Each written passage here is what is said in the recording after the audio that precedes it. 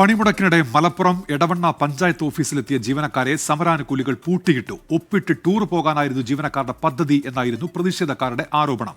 വൈകിട്ട് വരെ ഇരിക്കണം എന്നാവശ്യപ്പെട്ടായിരുന്നു പൂട്ടിയിട്ടത്. വിപിൻ സി വിജയൻ മലപ്പുറത്ത് നിന്ന്. വിപിൻ, ഇവരെ പിന്നീട് ആരെങ്കിലും എത്തി തുറന്നുവിടുകയുണ്ടായോ? നിലവിലെ സ്ഥിതി എന്താണ്? വിവരങ്ങൾ വിപിൻ.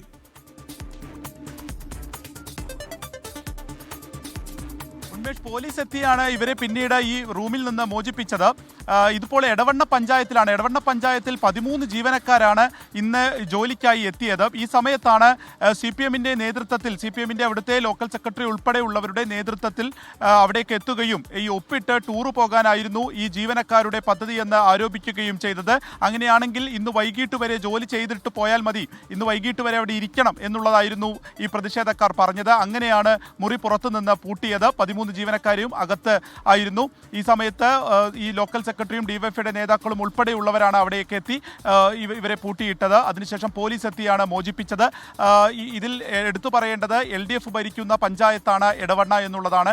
മറ്റൊന്നുള്ളത് മഞ്ചേരിയിലാണ്. മഞ്ചേരിയിൽ ഇന്ന് രാവിലെ പോലീസുമായി ഒരു സ്വകാര്യ വാഹനം തടഞ്ഞുമായി ബന്ധപ്പെട്ട് പോലീസ് അതിൽ ഇടപെട്ടപ്പോൾ പോലീസും ഈ പ്രതിഷേധക്കാരും തമ്മിൽ ഉന്തും തള്ളുമുണ്ടായിരുന്നു. അതിലിപ്പോൾ മഞ്ചേരി ഏരിയ സെക്രട്ടറിക്കെതിരെ കേസെടുത്തിരിക്കുന്നു പോലീസ്.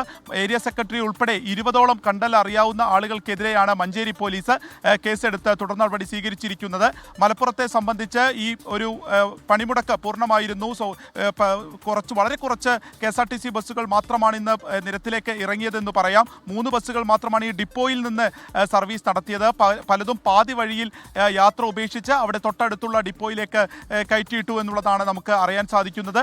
സ്വകാര്യ ബസ്സുകളൊന്നും തന്നെ നിരത്തിലിറങ്ങിയില്ല. കടകമ്പോളങ്ങൾ അടഞ്ഞു കിടന്നു. ഒട്ടുമിക്ക സ്കൂളുകളും അത് പേരിന് മാത്രമാണ് ഉണ്ടായിരുന്നവ തന്നെ പ്രവർത്തിച്ചത്. അധ്യാപകർ അത്രത്തോളം ഇന്ന് ലീവായിരുന്നു. ഇതാണ് മലപ്പുറത്തെ ഒരു നിലവിലെ സാഹചര്യം. ഇസാഫിൻ്റെ ബാങ്ക്, അതുപോലെ തന്നെ നിലമ്പൂരിലെ മിൽമ ബൂത്ത് തുടങ്ങിയവയ്ക്ക് തന്നെ പ്രതിഷേധക്കാർ എത്തുകയും അടയ്ക്കുകയും ചെയ്തു.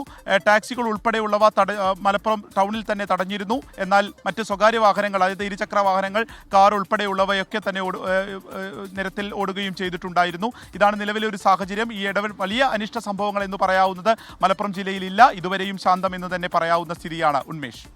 ശരി, മലപ്പുറത്ത് നിന്നുള്ള വിവരങ്ങളാണ് ഇപ്പോൾ വിപിൻ സി വിജയൻ നൽകിയത്.